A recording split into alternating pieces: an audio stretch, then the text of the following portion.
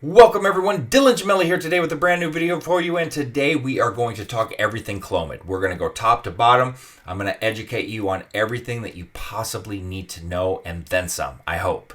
Now, before we get into that, just a big shout out and thank you to everybody supporting the channel. You guys are absolutely amazing. If you haven't yet, please like, share, subscribe, whatever you can possibly do. It helps the channel grow, and I'm just going to keep producing more and more content for everybody.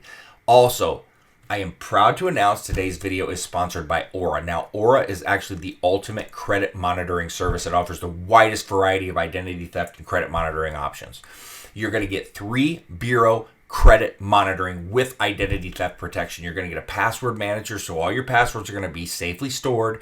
Antivirus software, it's going to protect you against malware, spyware, all of these spammers and scammers.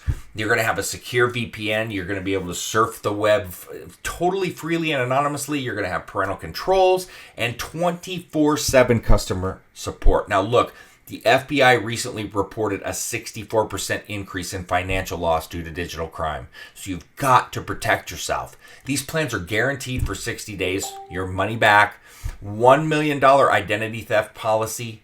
I mean, that is insane. I've never seen anything like that. You're going to have individual, couple, and family plans as low as $12 a month, and you can put up to 5 people on a family plan. So check out my link in the description below, aura.com/PE Fitness. They're going to give you a 14-day risk-free trial. So check it out. Check my link in the description. Now, let us talk about Clomid, also known as Clomiphene Citrate. It's a SERM, selective estrogen receptor modulator. I've talked about it many, many times. It's in the same grouping as Nolvadex, and if you watch my Nolvadex video and watch this video, you're going to hear some similarities, obviously, but then obviously we're going to talk about the differences. Now, Clomid is the most widely prescribed drug out there for ovulation induction, and that's useful for people that are infertile. Now, studies have shown a pregnancy rate of like 5.5% per cycle with Clomid treatment versus barely over 1% without. So obviously, this is an excellent fertility drug, and it's quite inexpensive, which makes it even more desirable. Now, Clomid's actually been used since the 60s, and it was helping females with infrequent menstruation. But it started to expand, and then it expanded to include fertility issues in females. Now, it was 1989, I believe. There was a patent that was awarded to Yale University medical researchers because of the help that they, predicted with fertility in women with the use of Clomid. So they actually got that award back in 1989. Now, let's talk about what it is.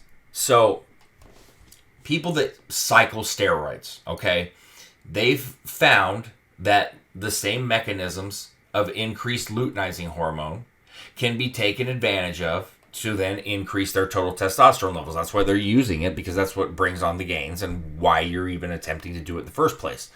So, Clomid is extremely popular in post-cycle therapy among people that use steroids. And we're going to get into all of that and how it helps and why it's such a necessity. Now, look, Clomid has the ability to bind to the estrogen receptors, much like Nolvadex. So, in male users that use estrogenic compounds, you could seemingly use it as help like you would with Nolvadex, but Clomid's a pretty weak anti-gyno aid as opposed to Nolvadex, which is much stronger, and it's rarely used to that purpose. So I really wouldn't use it in that regard, although it would still be considered an estrogen blocker. Now, because it does have abilities to boost testosterone levels, it was actually put on the World Anti-Doping Agency prohibited list. So you can't use it. You get busted using this, you're going to get in trouble. So don't use it if you're getting tested. Understand that it will come back and you'll be suspended. Now, let's talk about it in post-cycle therapy. So when you're using steroids, you run a cycle. Your natural testosterone, your HPTA, it becomes suppressed. Your luteinizing hormone, your follicle-stimulating hormone, LH and FSH, they're going to bottom out. They're going to be zero. Your testicles very likely could shrink because your body is then going to start realizing there's too many hormones present, and it's not necessary for you to be producing anymore. So when you come off a cycle, that's why it's so important that you're running your post-cycle therapy, so then you can start to recover your body's HPTA, your natural testosterone production. That's why the PCT is stressed and why I say it's the most important part of any cycle. Now, Clomid does not mimic your luteinizing hormone in your body like HCG does. So really, HCG doesn't technically cause your testosterone to rise because it's suppressing your LH and your FSH in your body.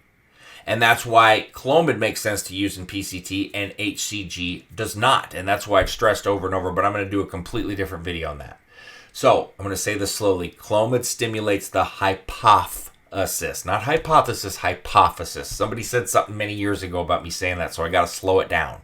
So it then releases more gonadotropins. Now, what are gonadotropins? They're protein hormones, and they're secreted by the gonadotrope cells of the pituitary gland, and they're going to stimulate faster and higher release of your FSH and your LH. So when there's an increase in gonadotropins, the rise in your luteinizing hormone is going to then spike up your total testosterone levels, and that's going to artificially maintain high testosterone levels until then your body is able to recover on its own, and that's going to help you maintain the gains. If you don't go through this process, chances of losing gains are damn near 100%, unless you're on TRT. That's totally different. So let's break this down simply. Just imagine in your head the male reproduction system, all right? You have the pituitary, which controls the making of your testosterone in your testicles. Testosterone is made by your Leydig cells. Now, the pituitary then releases luteinizing hormone, and that stimulates your Leydig cells to then make testosterone. From there, testosterone can be converted to estrogen, which is a female hormone, and then the estrogen tells your pituitary to stop making more luteinizing hormone. When you introduce Clomid into the mix, it blocks that estrogen at your pituitary. So the pituitary sees less estrogen and makes more luteinizing hormone.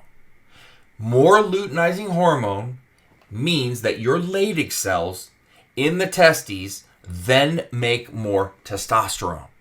So on the other hand, when a male injects a hormone like testosterone, the opposite happens.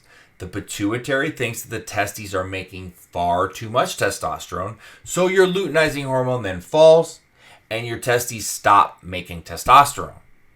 So Clomid then does the job of the manipulating and fooling the pituitary to produce more luteinizing hormone, and that is why Clomid is so popular for post-cycle therapy. That is the breakdown. So, here's a question. Why can't you just use Clomid to cycle instead of using steroids then? Well, we have a simple answer for that.